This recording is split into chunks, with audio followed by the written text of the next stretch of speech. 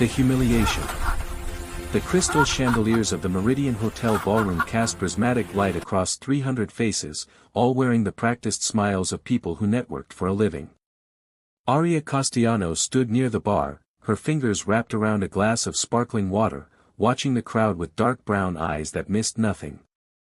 She wore a simple black dress that complemented her olive skin, her dark wavy hair pulled back in an elegant twist. 2 thin silver bracelets circled her left wrist, the only jewelry she wore. Her hands, with their 5 slender fingers on each, rested calmly at her sides. She'd learned long ago that stillness was a form of power.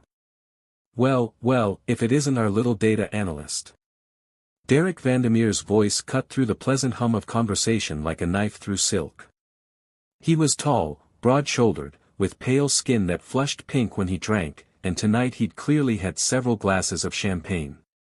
His blonde hair was styled with too much product, and his smile held no warmth. Aria turned slowly, meeting his blue eyes without expression. Derek. Just Derek. He laughed loudly, drawing attention from nearby groups. After all the work I've given you, I think I deserve a little more respect than that. He stepped closer, invading her space. Mr. Vandermeer, at least. Several colleagues had stopped talking, sensing confrontation. Aria noticed Marcus Chen at the edge of her vision, his dark eyes narrowing with concern behind his wire-rimmed glasses.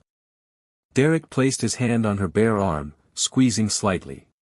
His fingers pressed into her skin, her very human skin, with its 2 arms, 2 legs, all perfectly ordinary. But the way she stood, perfectly balanced on both feet, suggested something beneath the surface. You know what your problem is, Aria? Derek's voice rose, performing now for the growing audience. You think you're smarter than everyone else. But you're just the revelation. Just a woman who knows her place, Derek finished, his grip tightening on Aria's arm. The ballroom had gone quiet in their immediate vicinity. Aria could feel 40 pairs of eyes watching, waiting for her to cry, to shrink, to disappear into herself the way Derek clearly expected. Instead, she smiled. It wasn't a warm smile. It was the kind of smile that made something ancient and predatory flicker behind her dark eyes. She gently placed her free hand, 5 fingers, perfectly manicured, over Derek's grip and applied the slightest pressure to a specific point on his wrist. His hand sprang open involuntarily. Excuse me, she said softly, her voice carrying despite its quietness. I need some air. She walked toward the terrace doors, her 2 legs carrying her with a grace that seemed effortless but was actually the result of years of training most people in this room couldn't imagine. Her heels clicked steadily against the marble, tap, tap, tap, like a countdown. Derek's face flushed deep crimson. He'd been drinking, and his ego had been bruised in front of his peers. He followed her. The terrace overlooked Manhattan's glittering skyline. The November air was cold enough that Aria's breath misted slightly as she stood at the railing, both hands resting on the stone balustrade. She'd known he would follow. Men like Derek always did. You think you embarrassed me in there? Derek's voice was ugly now, stripped of its public polish. The terrace was empty except for them, or so he thought. You think you can just walk away from me? He grabbed her shoulder, spinning her around to face him. His other hand rose as if to strike her. Aria moved. It happened so fast that Derek barely registered it. One moment he was towering over her, threatening. The next, his arm was locked at an impossible angle, his body bent forward, his cheek pressed against the cold stone railing. Aria held him there with just 2 fingers of her right hand pressing against a nerve cluster behind his elbow. Let me explain something to you, Derek, she whispered, her lips close to his ear.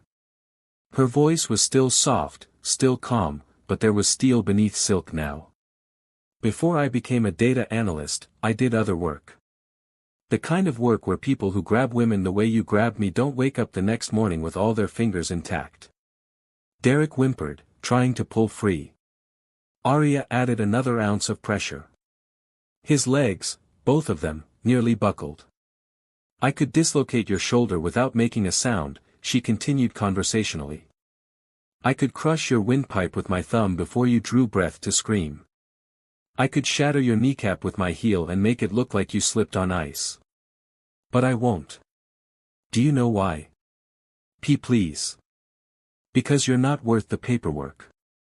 She released him suddenly, stepping back. Derek collapsed against the railing, gasping, cradling his arm. Both his eyes were wide with terror now. Go home, Derek. Sleep off the champagne. Tomorrow morning, you're going to wake up and realize how close you came to something you don't want to understand. You're insane, Derek stammered, backing toward the door. I'll have your job. You'll do nothing, said a new voice. Marcus Chen stood in the terrace doorway, his phone in his hand, screen glowing. Because I have video of you assaulting her. Twice. Both times on camera. He held up the phone. The question is whether you want to keep your job. Derek's face went from red to white. He looked between them, Arya standing perfectly still, Marcus with his quiet confidence, and something in him broke. He fled back into the ballroom. Arya exhaled slowly, her shoulders dropping slightly. The adrenaline was fading, leaving behind the familiar hollow feeling that always followed violence, even violence avoided. Thank you, she said quietly, turning to Marcus. You didn't have to do that. Marcus pocketed his phone and stepped onto the terrace, the door closing behind him. Yes, I did. He moved closer, and Arya noticed details she'd overlooked before, the way his dark hair fell across his forehead, the warmth in his brown eyes, the steadiness of his hands. I've worked with you for 2 years, Arya. I've watched you analyze patterns that everyone else missed. I've seen you stay calm when everyone else panicked. He paused. And I've always wondered what you did before this. Does it frighten you? She asked, meeting his gaze. What you just saw. Marcus considered this, his eyes traveling over her face, her 2 eyes, both dark and guarded, her full lips, the elegant line of her neck. No, he said finally. It makes me angry that you ever had to learn those things. It makes me sad that you had to use them tonight. He stepped closer. But frightened? Never. The space between them felt electric. Arya's heart, that very human heart, beat faster. She'd spent years building walls, staying distant, keeping everyone at arm's length because closeness meant vulnerability and vulnerability meant danger. But Marcus was looking at her like she was something precious. Not despite what he'd seen, but including it. Accepting all of her. I should go, she whispered, but she didn't move. Should you? Marcus asked softly. His hand rose slowly, giving her every chance to step away, and gently touched her cheek. His thumb traced the line of her cheekbone. Or do you want to stay? Arya's breath caught. It had been so long since anyone had touched her with gentness, with wanting rather than taking. His hand was warm against her skin, her real skin, her human skin, with all its capacity for sensation and connection. I want. She began, and then his lips were on hers. The kiss was soft at first, questioning. Arya's hands, both of them, all 10 fingers, came up to grip his jacket, pulling him closer. The kiss deepened, became urgent. Marcus's arms wrapped around her waist, and she felt safe in a way she hadn't felt in years. When they finally broke apart, both breathing heavily, Marcus rested his forehead against hers. Come home with me, he whispered. Not for what you're thinking.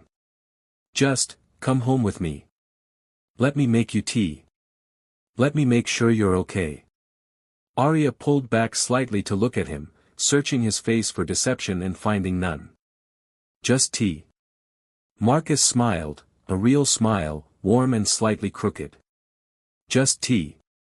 Unless you want something more. But no pressure, Arya. Not tonight. Not ever. She took his hand, interlacing her fingers with his. Okay, she said. Let's go. The reckoning. The following Monday morning arrived with pale winter sunlight filtering through Aria's apartment windows. She stood in her kitchen, both hands wrapped around a coffee mug, watching the steam rise in delicate spirals. Her phone buzzed on the counter, a message from Marcus. Meeting at 9. Derek called in sick. Interesting timing. Aria smiled slightly. She'd expected this. Men like Derek rarely confronted their failures directly, they hid, regrouped, and plotted revenge from a distance. But what Derek didn't know, what he couldn't know, was that Aria had spent the weekend doing what she did best, gathering information. At precisely 10:47 a.m., Derek Vandermeer finally appeared at the office. His face was pale, his blonde hair uncombed, and both his eyes were bloodshot. He avoided looking at anyone as he hurried toward his corner office, his two arms clutching his briefcase like a shield. He'd barely sat down when his computer chimed. An email from an anonymous sender. His fingers, all 5 on his right hand, trembled slightly as he clicked it open. The email contained a single attachment, a PDF document titled, Confidential, Executive Review. Derek's blood ran cold as he scrolled through page after page of his own correspondence. Emails where he'd inflated budget numbers. Messages where he'd taken credit for subordinates' work.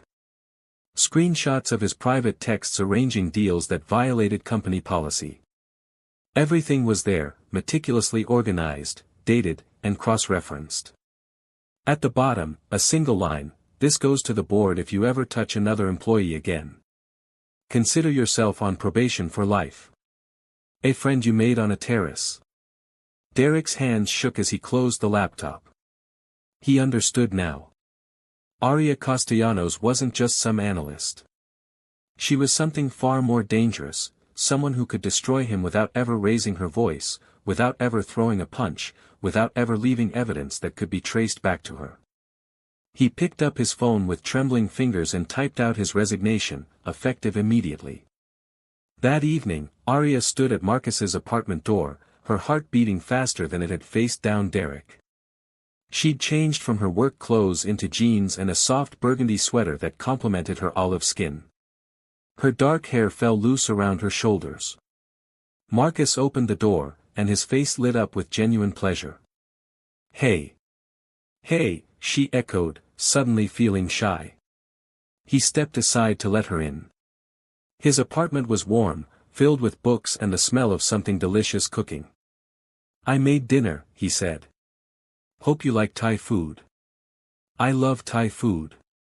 Aria followed him inside, her 2 legs feeling oddly unsteady. "Marcus, I need to tell you something." He turned, concern flickering across his features. "Okay." "Derek resigned today," she said carefully, watching his reaction. Marcus was quiet for a moment, then nodded slowly. "Did you?"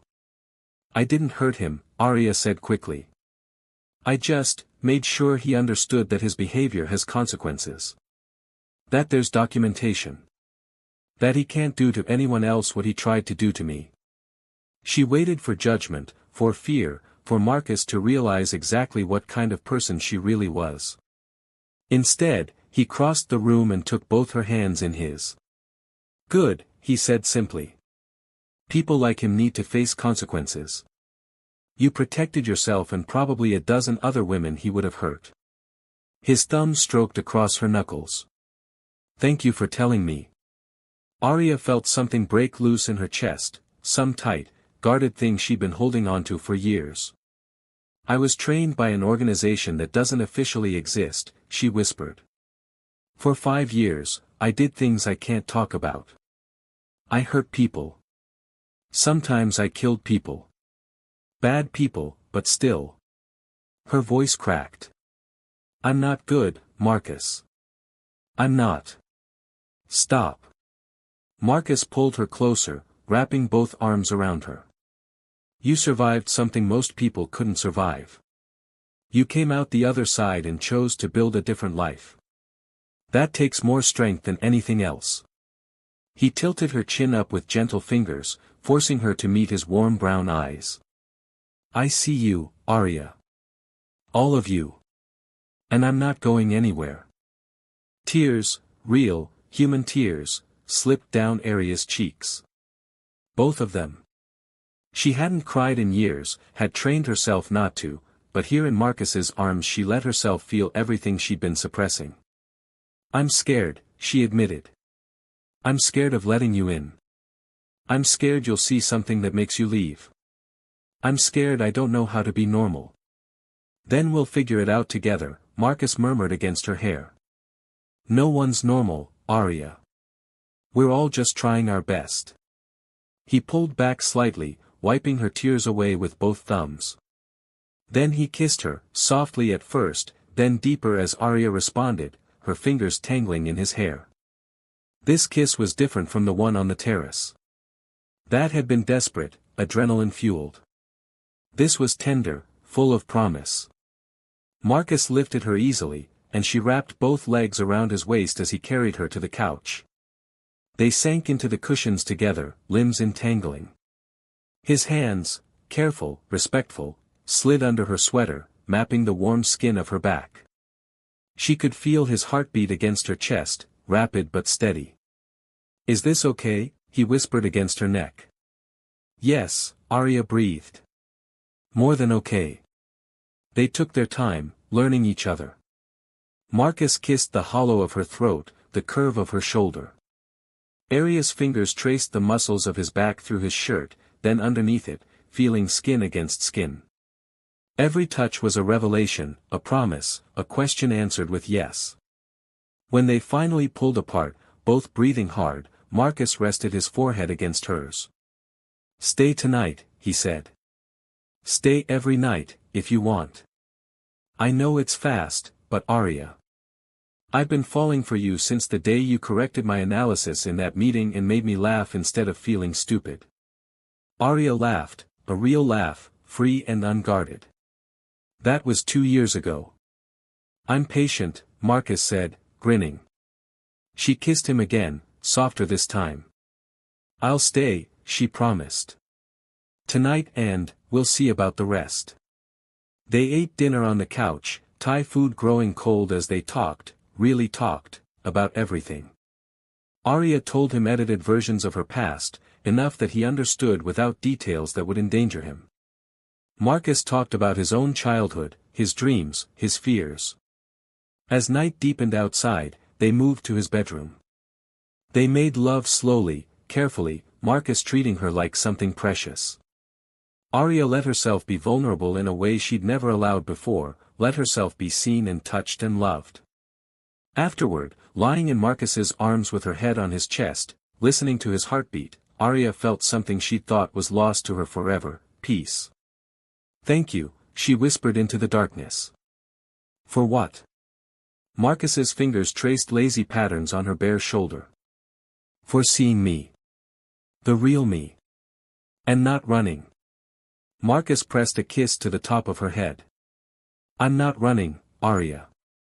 I'm right where I want to be. Outside, the city hummed with life, millions of people with their own stories, their own struggles. But here, in this quiet room, Arya Castellanos, former operative, current analyst, and finally, simply herself, allowed herself to believe that maybe, just maybe, she deserved this happiness. Her past hadn't broken her. It had forged her into someone strong enough to survive, and brave enough to love again. And that, she thought as sleep finally claimed her, was its own kind of victory. The end.